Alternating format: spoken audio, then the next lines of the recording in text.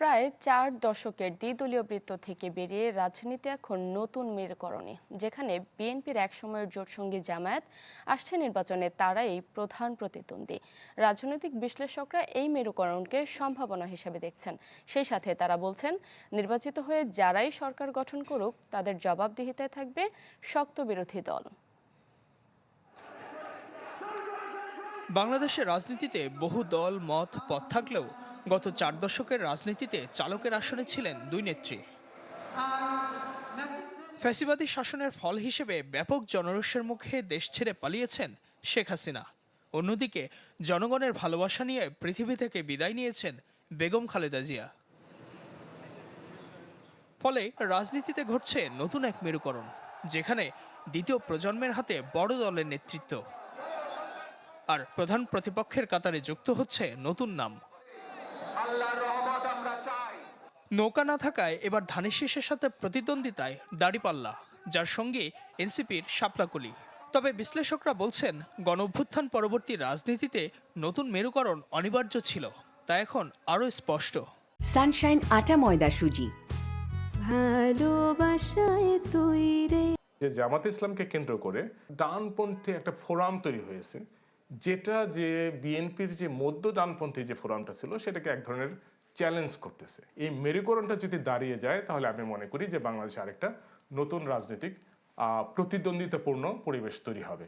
বিশ্লেষকরা মনে করেন, এই পরিবর্তন কেবল ভোটে জেতার কৌশলে সীমাবদ্ধ থাকলে গুণগত উন্নয়ন ঘটবে না রাজনীতিতে। বিএনপি যদি সরকার গঠন করে তাহলে আমরা পরিষ্কার দেখতে পাচ্ছি যে জামাত ইসলামের নেতৃত্বে একটা শক্তিশালী প্রতিপক্ষ তাদেরকে মোকাবেলা করবে এবং তাদের প্রতিনিয়ত তাদেরকে একটা চ্যালেঞ্জের মধ্যে রাখবে। জামাত ইসলাম সরকার গঠন করে তাহলে বিএনপিকেও দুর্বলভাবে দেখার কোনো সুযোগ নেই, তারা খুবই শক্তিশালী প্রতিপক্ষ হিসেবে তাদের জন্য আবির্ভূত হবে।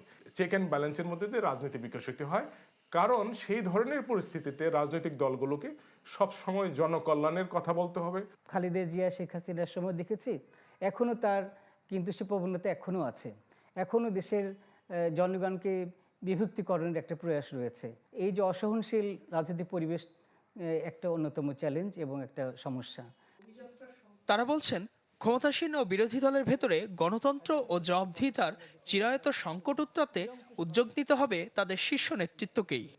রাজনীতি চর্চা করার জন্য যে ঐক্যমত্য প্রতিষ্ঠা, সেটা যদি না হয় তাহলে সুষ্ঠু রাজনীতি হবে না, দলীয় রাজনীতি চর্চাও সুষ্ঠুভাবে হবে না, এবং সুশাসন, যেখানে সরকারি দল বিরোধী দল নির্বিশেষে সকল স্টেক হোল্ডার অংশগ্রহণ করবেন, সেখানে যদি সহমত না থাকে তাহলে কিন্তু সংকট থেকে যাবে। বর্তমান নেতৃত্ব যারা আছে তাদেরকে সে হাল ধরতে হবে। এই ক্ষেত্রে বিএনপির জন্য বেশি চ্যালেঞ্জ। বিএনপির রাজনৈতিক পুরোপুরি সাফল্যটা এখনো নির্ভর করছে ব্যক্তির উপর এবং যে সংগঠনের যে শীর্ষ পর্যায় সেই শীর্ষ পর্যায়ের উপর। গ্রাসরুট লেভেলে নিয়ন্ত্রণ করা সরকারি নেতৃত্বের শীর্ষ নেতৃত্বের জন্য বেশ চ্যালেঞ্জিং একটা কাজ। বিশ্লেষকদের মতে, জুলাই গণঅভ্যুত্থান পরবর্তী রাজনীতি নিয়ে তরুণদের মনস্তত্ত্ব, সুইং ভোট, আওয়ামী লীগের ভোট ব্যাংকের হিসাব নিকাশ সহ নানা কারণে এবার কোন দল সংখ্যাগরিষ্ঠতা পায় সেদিকে থাকবে কৌতূহলী নজর। ইজাজ শৌমিক, চ্যানেল 24, ঢাকা।